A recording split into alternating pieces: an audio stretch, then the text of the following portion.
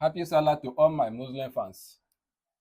As you prepare to eat plenty stew today, endeavor to have a small bottle of antacid beside you, especially for those that have gastroesophageal reflux disease. What happens there is that when you eat plenty oily food, peppery food, and the rest of that, it triggers acid secretion. This acid can come up to your throat and burn it, and you might start experiencing persistent cough. To avoid this, you take a small sip of the antacid, then you double your pillow. Once again, happy Salah celebration. Yes.